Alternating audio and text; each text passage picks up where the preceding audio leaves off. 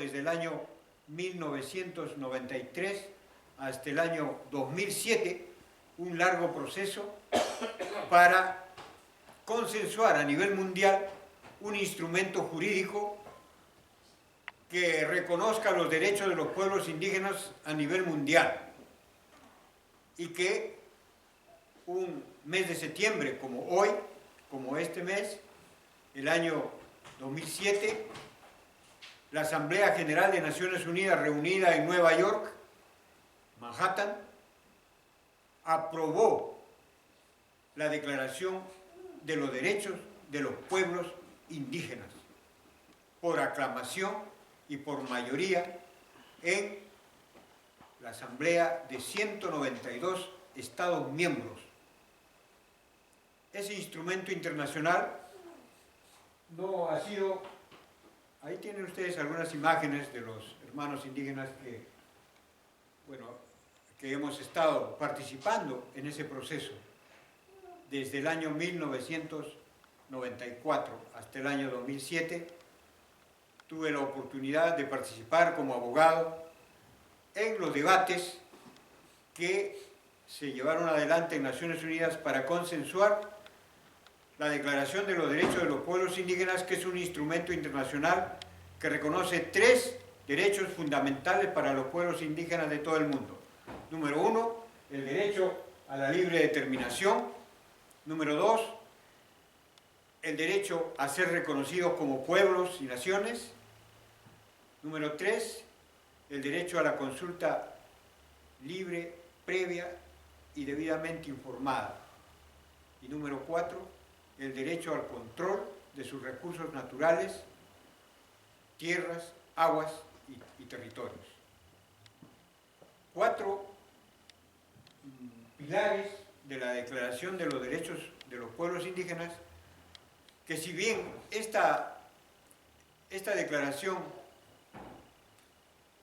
no es propiamente todavía una convención internacional, sin embargo, ya es un cuerpo de normas a las cuales los estados pueden acudir cuando quieren cumplir su deber de dar una buena gobernabilidad a los pueblos indígenas que existen dentro de sus jurisdicciones. Esa es una pauta. Hemos trabajado allí personalmente año tras año, hasta a veces 3 o 4 reuniones, en algunas de las cuales han sido invitados también muchos de ustedes. Aquí tenemos a la hermana, a la curiaca Gladys Vázquez, que participó también en el proceso de la Declaración de los Derechos de los Pueblos Indígenas, y que ella es testigo de cómo es que los estados nunca han tenido buena gana de reconocer los derechos de los pueblos indígenas, porque como lo dijo el profesor, ellos son centenarios, a la justa llegan a los 200 años, pero nosotros, nuestros pueblos, superamos los 7.000, los 5.000 años. Y aquí en Arica concretamente, el TAC del Chinchorro, pues eso está más que documentado por antropólogos, por historiadores, Entonces aquí había pueblos originarios que dominaban no solamente las tierras y el territorio firme, sino también tenían posiciones marítimas. Y esas instalaciones portuarias que hay hoy en día aquí, al frente, son territorios ancestrales de los chinchorros, de los camanchacos, de lo que le llamaban a veces despectivamente, les decían changuitos. Tenían posición marítima. Y ahí está, en el Museo de Azapa, los restos. Entonces, cuando estamos aquí reunidos en este auditorio, no estamos reunidos aquí para hablar como que fuéramos extraños o inmigrantes. Somos oriundos de este lugar, sea cual fuera el idioma que hablemos. Y eso está reconocido en la Declaración de los Derechos de los Pueblos Indígenas, que nos costó más de 25 años luchando, abandonando nuestras familias, dejando a nuestros menores hijos por ir a esas instancias internacionales y reunirnos no solamente con los estados, sino con los diferentes líderes indígenas del mundo. Y mis respetos a los Lakota, a los Cheyenne, a los Sioux, a los hermanos, descendientes de líderes, quienes a veces en las películas nos hacen reír de toro sentado, de caballo loco, crazy horse. Lo hacen aparecer como que fuera un chistoso, cuando fue un gran luchador por reivindicar sus derechos. Los descendientes de ellos, de qué manera no sé, pero llegaban hasta Ginebra, hasta Suiza, donde están las Naciones Unidas y donde se debatía la Declaración de los Derechos de los Pueblos Indígenas. Por cierto, una década antes ya se había debatido esto en la Organización Internacional del Trabajo. En la Organización Internacional del Trabajo se había debatido la esclavitud en que vivían nuestros pueblos. Para no irnos muy lejos, aquí, en Tacna y Arica,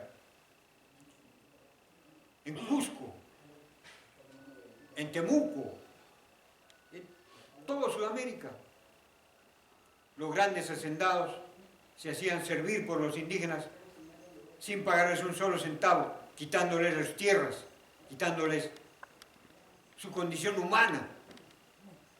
Y es por eso que la OIT, muchos dirán, ¿y qué tiene que ver la OIT en los asuntos de los pueblos indígenas? Fue el primer organismo internacional que le dio cabida a debatir esto, pero lo debatió entre sindicatos, empresas y Estado. Algunos delegados indígenas invitados, pero en ese organismo internacional los que tienen voz cantante son los estados, los sindicatos y los empleadores. Y allí se dio el convenio internacional 169 de la Organización Internacional del Trabajo, que es el instrumento internacional precursor y que por ser un convenio tiene carácter vinculante con todo aquel estado que lo suscribe. Y uno de los estados que ha suscrito el convenio 169 de la OIT, que reconoce el derecho a la consulta previa, libre y previa, es Chile, es Perú, es Bolivia, es Argentina, es decir, es todo el territorio del cual nuestros abuelos y nuestros antepasados han sido los que lo conservaron y nos lo legaron con toda una inversión de miles de años en andenerías, en domesticación de semillas, en domesticación de alpacas, llamas y otros animales oriundos. Toda esa herencia nosotros no hemos renunciado. Y el convenio 169 establece que antes de hacer cualquier proyecto, que un Estado pretenda aprobar un proyecto o que una empresa X quiera hacerlo o ejecutarlo allí, ahí está Ramiro Reinaga, hijo de don Fausto Reinaga, Huanca. Bueno, en la OIT, pues los países que lo han suscrito, como es una convención, están obligados a cumplir. Ese es un solo derecho, pero hay muchos derechos más en ese de la OIT. Y aquí en Chile hemos tenido ya una experiencia, en Perú igual, seguimos luchando, el Estado no quiere implementar esas normas, que él ya las firmó y las reconoció en un convenio internacional, no honran sus palabras. Entonces, no pueden liberarse ni decir de que un convenio internacional es un convenio que si quiere lo cumple, o si quiere no, o lo cumple a su manera, o lo distorsiona, o lo anula, o nos engaña. O poner otro reglamento arriba. O un paralelo, ¿sí? Entonces, eso es con el 169, pero con la Declaración de los Derechos de los Pueblos Indígenas, donde ya se declara en el artículo 3 que los pueblos indígenas tienen derecho a la libre determinación y que la libre determinación de los pueblos es el derecho que tienen estos de decidir su propio destino conforme a su historia y conforme a su propia identidad. Entonces, estamos allí frente a un instrumento internacional que seguimos luchando para que algún día se convierta en convención y que sea de obligatorio cumplimiento. Porque hasta hoy los estados solamente lo ven como una poesía,